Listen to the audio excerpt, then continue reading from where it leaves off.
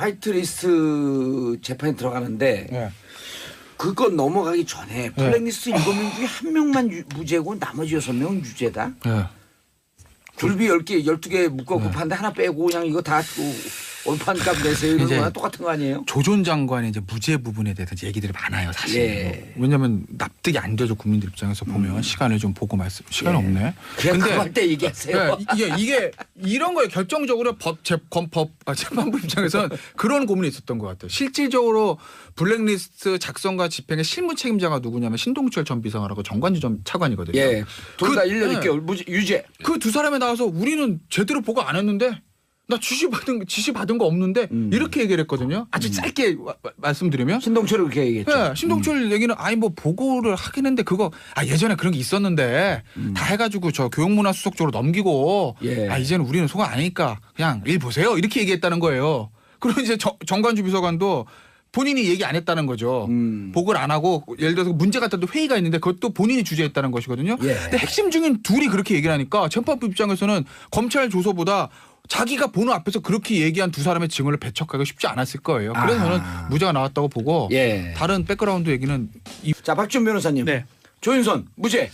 저는 항소심에서 2심에서 번복될 가능성이 아주 높다고 보입니다. 실제 2심에서 뒤집히는 가능성은 많아요. 많아요? 많아요. 홍준표 대표 같은 경우는 1심에서 유죄 받았다가 2심에서 무죄됐잖아요. 반대 사건들도 많거든요.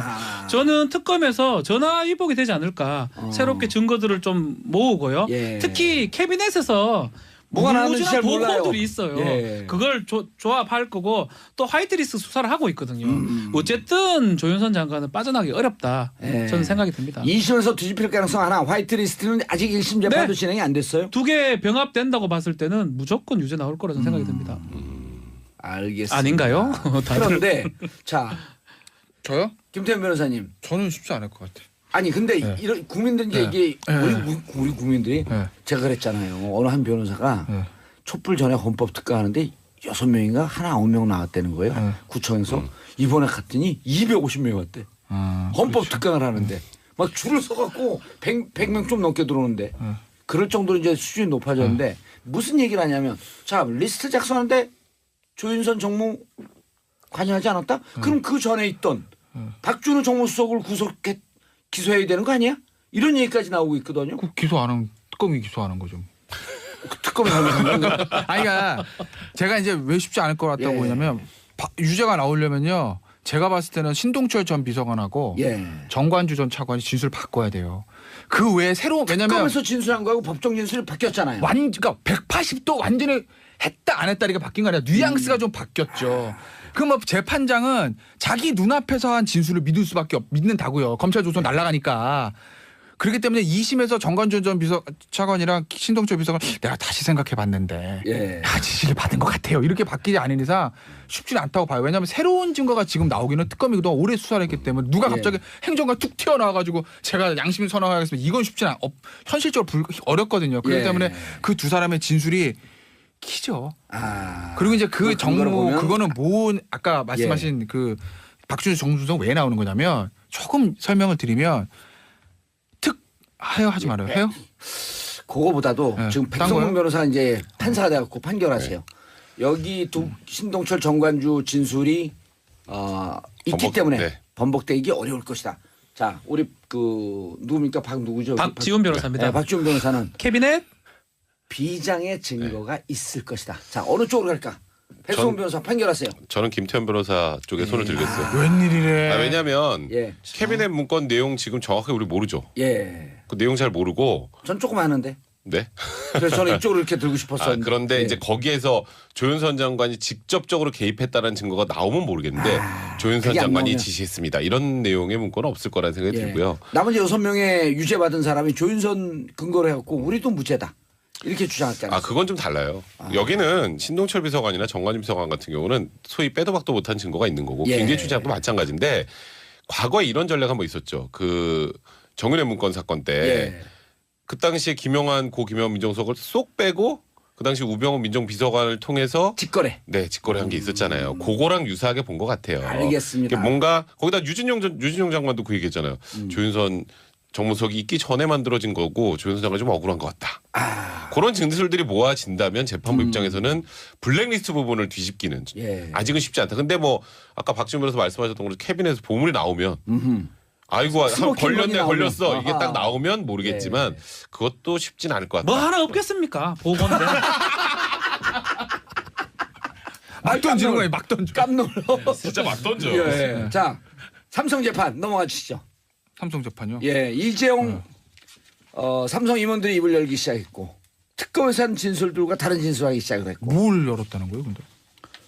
제가 봤을 때 입을 연 게 없어요. 그래요? 아까 이재용 오늘 이재용 심판 들어가잖아요. 내일 할 거예요. 오늘 못 해요. 오늘 못 하나? 시간이 안 될 거고. 그러니까 이제 저기 입을 열기 시작했다는 이제 그렇게 헤드를 뽑는 기사들이 있는데 그 얘기는 무슨 근거가 받쳐줘야 되냐면 이제 삼성의 피고 임원들이 입을 열기 시작해서 이재용 부회장의 불리한 진술을 쏟아내니까 이제 이재용 부회장을 뇌물의 유죄로 판단할 수 있는 근거가 생겼습니다, 여러분. 이건데 제가 아무리 신문 기사로 다 찾아봐도 이재용 없는데? 부회장한테 불리한 얘기 나온 게 없는데. 삼성이 유리한 기사들만 있던데. 왜 이런 기사가 나오냐면 조금 법정을 잘 몰라서 그래요. 재판이 지금 2개가 진행되고 있거든요. 22부에서 일어나는 거는 박근혜 최순실이고요. 27부에서 지금 하는 게 삼성 재판인데 30부가 블랙리스트. 그렇죠. 27부는 재판이 많이 성숙해가지고 지금 피고인 신문까지 간 거예요. 아하. 이전에 박근혜 재판에 갔을 때는 이 삼성 관계자들은 증인이기 때문에 증언 거부권을 행사했고요. 만약 말 잘못하면 위증죄가 성립하거든요. 본인의 재판에서는 본인이 피고인이기 때문에 피고인 신문이 하는 과정에서는 어떤 말을 하더라도 이제 뭐 유증이 안 됩니다. 그래서 지금 얘기를 하는 거를 기사를 뽑을 때 이제 얘기를 하는 거라고 뽑는 거지 실제로는 저라도 남의 재판 가서는 당연히 얘기 안 할 거고요. 내 재판은 내 거짓말하도 아무 상관이 없거든요. 지난번 이재용 부회장이 증언을 거부한 것은 박근혜 대통령 전 대통령 재판 22부 가서 고통스럽지만 협조하고 싶지만 변호사들의 강력한 권고로 저는 안 하겠다. 진술하지 않겠습니다. 그러니까 다른 측면인 거예요 지금. 증인으로 가서 안 했다. 내 재판은 얘기를 한다. 막 얘기해야죠. 살아야 되는데요. 막 던지네요 진짜. 근데 이제 특검에서의 진술과 좀 바뀌었다라는 얘기가 나오잖아요. 그 묘하게 바뀌었어요. 원래는 까지 큰 줄기로 얘기하면 박근혜 대통령이 자꾸 레이저 써가지고 그게 무서워가지고 어쩔 수 없이 했다. 그래서 우리가 피해자다라는 취지의 주장이었잖아요. 아주 간단하게 말하면. 그렇죠. 그래서 직권남용에 우린 피해자지 우리가 무슨 뇌물을 줬어. 이게 원래 삼성의 입장이었는데 묘하게 바뀐 건 우리 최순실이 무서워서 줬어요. 최순실의 후광이 무서워서 줬어요.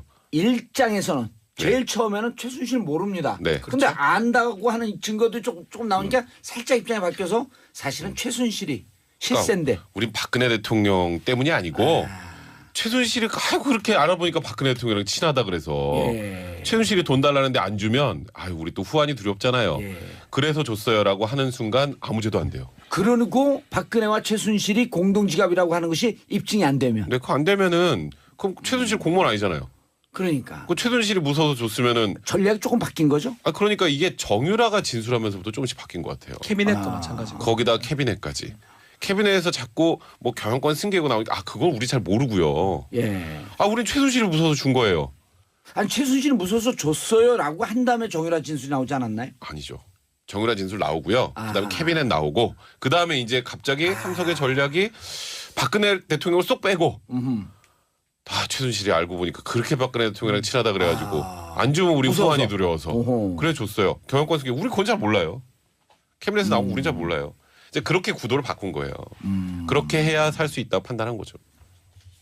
제가 봤을 때 똑같은데 구도 바뀐 게 없어요. 구도가 바뀐 게 없어요? 제가 봤을 때 똑같아요. 많은 변호사들이 다 바뀌었다는 저는 제가 본 워딩들 제 분석을 하면 동일해요.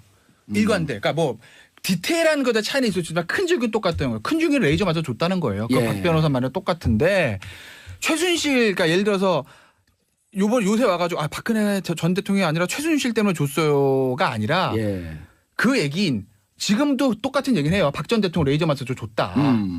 그런데 나중에는 이제 최순실이 실세란 걸 알고 그 압박까지 받았다라는 큰 줄기는 똑같아요. 그러니까 어쨌든 대가성이 없다. 그다음에 뭐 박 전 대통령이랑 최순실 사이의 공모지 난 모르겠다. 뇌물이 아니다고. 예. 어쨌든 박 전 대통령의 레이저 마사지 줬다는 직권남용에 우리는 피해자다라는 줄긴 똑같아요. 근데 예. 다만 그것들이 조금 디테일한 부분에서 나름의 진실인지 시나리오인지 제가 알 수는 없으나 그걸로 좀 구체적으로 맞춰가는 거지 큰 줄긴 똑같아요. 알겠습니다. 자, 그런데 요 부분 지금 대화하고 있는 것은 뇌물죄에 관한 거예요. 네. 이재용 부회장한테 갖고 있는 혐의는 더 큰 형량을 갖고 있는 특경법상의 횡령, 재산 부계 도피. 그러니까 그쪽은 아직까지 생각을 안 하는 것 같아요. 그거 뇌물죄만. 뇌물죄가 더 높다고 봐야죠. 만약에 아니 특가법이 공유는 아니요. 5년 이하 아니에요. 금액 자체가 워낙 많으니까 이거 만약에 특가법상의 뇌물죄가 적용돼 버리면 뭐 10년 이상 되는 거는 뭐 당연한 거거든요. 공유를 하든 아니 준 건 아니에요. 뭐 준 건 아니에요. 일단은 금액 자체가 워낙 크기 때문에 아니 이건 가중돼도 7년 6개월밖에 안 돼요. 그래요? 변호사가 이래 오늘. 아니 그거가 기본이 된다 그러면 예. 사실 형이 높아진다고 가정하기 때문에 그걸 빼는 게 가장 핵심으로 보여요. 나머지 뭐 국외재산 도피라든지 이런 것들은 방론이라고 보이고 횡령 부분은 모르겠습니다. 횡령 금액은 크긴 크지만 그거 제가 네. 예. 설명을 드릴게요. 예, 방론이라고 보이나요? 그러니까 왜냐하면 1차 때는 그 재산 구개 도피가 없었어요. 네. 근데 뇌물죄가 2차 그 구속영장 청구할 때 네. 재산 구개 도피가 들어가서 그때 많은 변호사들 뭐라 그러냐? 아, 전략을 잘못 써갖고 잘못 쓴 것 같은데 뇌물죄 그냥 인정하고 뇌물죄로 가야지 좀 싼 거 아니야? 이렇게 얘기했었단 말이에요 당시에. 근데 그렇죠. 2차 구속영장 청구할 때 재산 구개 도피 놓잖아요. 넣었죠. 1차 때 특경법상 횡령은 있었다고요. 네, 있었죠. 그게 왜 그러냐면요. 예. 저의 생각 플러스 휴민트 취재 결과를 종합해서 나왔습니다. 우리 휴민트 취재를 그냥 종합이라 그래요. 해. 휴민 이게요. 이 뇌물이 제가 항상 지난주에도 말씀드린 건데 뇌물이 나오려면 두 개의 산을 제가 넘어야 된다 말씀드렸잖아요. 대가성이 있어야 된다. 검찰 입장. 그리고 박 전 대통령과 독일 거만 일단 말씀드리면 박 전 대통령과 최순실 씨와의 공모관계. 그런데 이 공모관계 저는 입증이 안 된다고 봐요. 그래서 제가 뇌물 무죄 나온다고 본 건데 삼성 측에서 지금 제가 알기로는 신경 쓰는 게 뭐냐면 확신할 수 없어 삼성 측도 뇌물에 대해서는 큰 걱정 안 하는 것 같아요. 저의 휴민투 취재 결과 보면 그래요. 근데 뭐가 문제냐면 판결에 무죄가 나올 때 야, 이 돈은 깨끗한 돈이야. 진짜 독일에 있는 승마 유광주 지원하러 한 건데 최순실 지가 알아서 한 거야. 그러니까 뇌물이 아니야. 이렇게 무죄가 나와버리면 삼성에서 독일로 돈을 보낸 것 자체가 클리어한 돈이잖아요. 그럼 횡령이고 국외재산 도피가 다 깨지는 거예요. 싸그리 무죄. 그런데 재판부에서 야, 이 돈은 말이야. 분명히 뭔가 최순실이 뭔가 노리고 대가성 있는 불법적인 돈이야. 근데 박 전 대통령 돈을 받은 게 없네. 순실이가 다 받았네. 최순실 씨. 두 사람이 공모 입증이 안 되네. 그러니까 뇌물 무죄 이렇게 해버리면 돈을 송금한 절차에 문제가 남기 때문에 횡령의 문제, 국외재산 도피의 문제가 남아요. 삼성 측에서 지금 계속 제가 알기로 신경 쓰는 건 그 부분이에요. 공모관계에 대해서는 제가 봤을 때는 딱히 자신 있다는 얘기는 안 하는데 제 느낌은 큰 문제가 없다고 보는 것 같아요. 저도 개인적으로 그렇게 봐요. 근데 앞단 부분에가 문제가 남아서 삼성 측은 굉장히 신경 쓰는 거고 그래서 지금 상대적으로 저기 누구야? 저기 박근혜 전 대통령과 최순실은 뇌물 신경도 안 쓰잖아요. 어차피 뭐 이재용 부회장 다 해줄 건데 우리는 있으면 돼. 이건데 마지막까지 지금 이 피고인 신문이나 이런 거에서 계속 그 대가성 문제에 대해서 날짜도 지금 박상진 사장 뭐라 했냐면 7월 25일 날 2015년 7월 25일 날 독일 갔더니 박원호 전무가 너 최순실 알아? 엄청 센 사람. 그래요? 이렇게 알았다는 거거든요. 그 날짜 왜 나왔겠어요? 박근혜 전 대통령이랑 독대가 15년 7월 29일이에요. 그죠? 7월 25일이에요. 근데 본인은 29일 날 독일 가서 최순실이 중요한 사람인 걸 알았다는 거거든요. 그러면은 그 논리대로면 독대한 날은 최순실에 대해 몰랐다는 게 되잖아요. 그 쫙 시나리오거든요. 그러니까 대가성 자체부터 삼성은 무죄를 만들고 싶은 거죠. 그래야 횡령이랑 국외재산 도피가 깨끗해지니까요. 이 논리가 있다가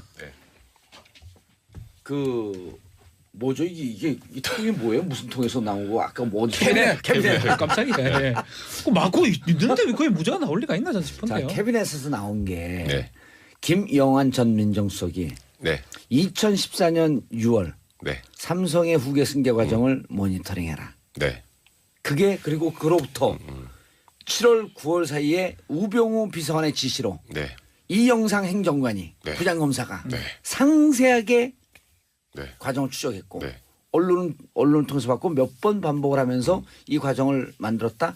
이걸 특검 쪽에서는 로드맵이 나왔다.